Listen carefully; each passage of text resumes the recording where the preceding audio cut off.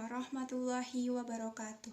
Hai semuanya, perkenalkan nama saya Nur Kamala Dewi, mahasiswi Fakultas Psikologi Angkatan 2020 UIN Maulana Malik Ibrahim Malang.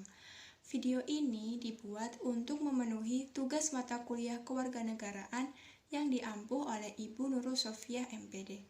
Di sini tema yang akan saya bawakan adalah identitas nasional.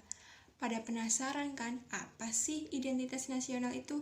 Yuk lebih lanjut, simak videonya sampai selesai ya. Check it out. Tahukah kamu, apakah identitas nasional itu? Kata identitas sendiri berasal dari identity, yang berarti ciri-ciri, tanda-tanda, atau jati diri yang melekat pada suatu individu, kelompok, atau sesuatu yang membedakannya dengan yang lain. Sedangkan kata nasional berasal dari kata nation yang artinya bangsa. Jadi, identitas nasional adalah suatu ciri yang dimiliki oleh suatu bangsa yang secara filosofis membedakan bangsa tersebut dengan bangsa lain, dan setiap bangsa memiliki identitasnya sendiri. Selanjutnya adalah alasan perlu adanya identitas nasional.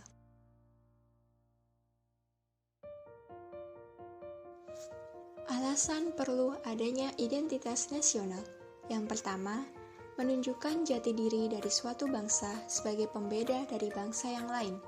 Yang kedua, identitas nasional sebagai upaya dalam menghadapi tantangan zaman yang semakin dinamis dengan persaingan dunia internasional yang sangat ketat.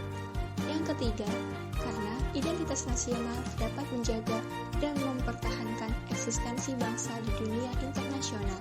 Yang keempat, identitas nasional sebagai upaya menumbuhkan rasa kebanggaan setiap warga negara.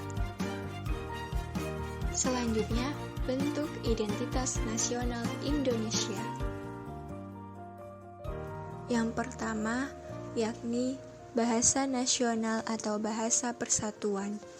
Bahasa Indonesia berawal dari rumpun bahasa Melayu yang dipergunakan sebagai bahasa pergaulan yang kemudian diangkat sebagai bahasa persatuan pada tanggal 28 Oktober 1928. Bangsa Indonesia sepakat bahwa bahasa Indonesia merupakan bahasa nasional sekaligus sebagai identitas nasional Indonesia. Yang kedua, bendera negara Sang Merah Putih. Bendera merah putih dikibarkan pertama kali pada tanggal 17 Agustus 1945, namun telah ditunjukkan pada peristiwa Sumpah Pemuda tahun 1928. Yang ketiga, lagu kebangsaan. Indonesia Raya sebagai lagu kebangsaan pertama kali dinyanyikan pada Kongres Pemuda II pada tanggal 28 Oktober 1928. Lagu kebangsaan dapat membentuk identitas nasional suatu negara dan dapat digunakan sebagai ekspresi dalam menunjukkan nasionalisme dan patriotisme.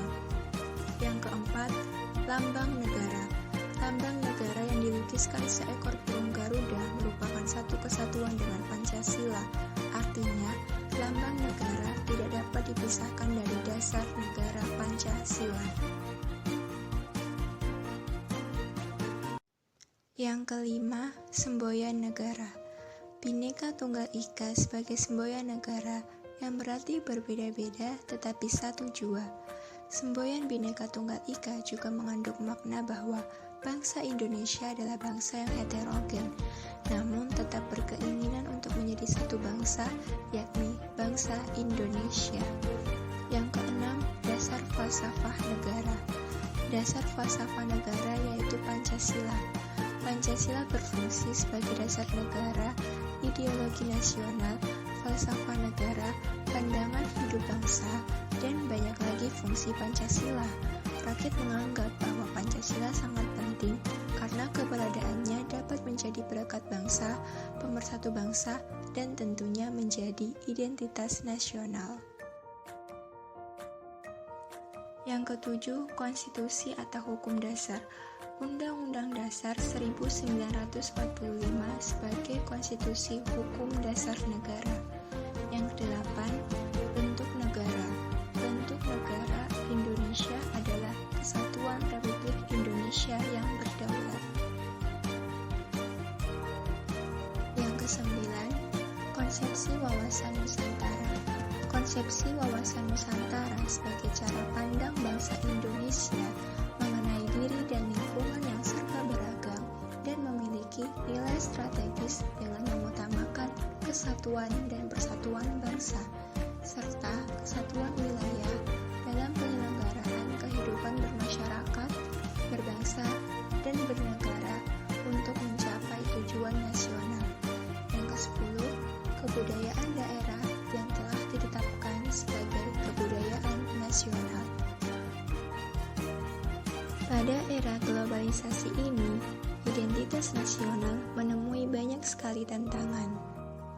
Adapun tantangan identitas nasional pada era globalisasi ini seperti lunturnya nilai-nilai luhur di dalam kehidupan berbangsa dan bernegara.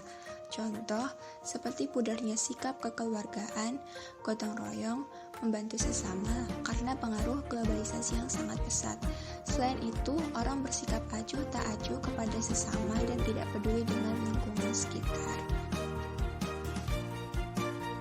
Lalu, memudahnya rasa nasionalisme dan patriotisme.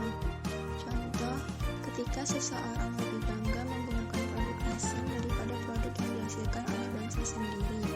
Ketika seseorang lebih membanggakan budaya asing daripada budaya yang ada pada bangsa sendiri.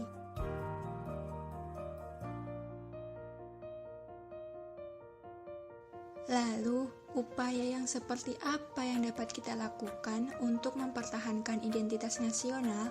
Berikut salah satu upaya yang bisa dilakukan guna mempertahankan identitas nasional, yakni mempererat persatuan dan kesatuan dengan tetap menjaga silaturahmi dengan sesama, tidak bersikap individualisme, saling tolong-menolong, dan lain sebagainya. Selanjutnya, bisa juga dengan mengembangkan rasa cinta tanah air atau rasa nasionalisme pada diri kita, seperti lebih mencintai produk lokal dengan cara bangga menggunakan produk buatan lokal.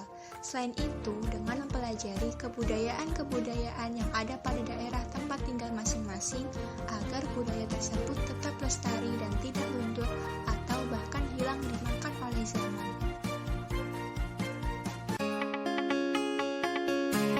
Cukup sekian pemaparan materi dari saya. Semoga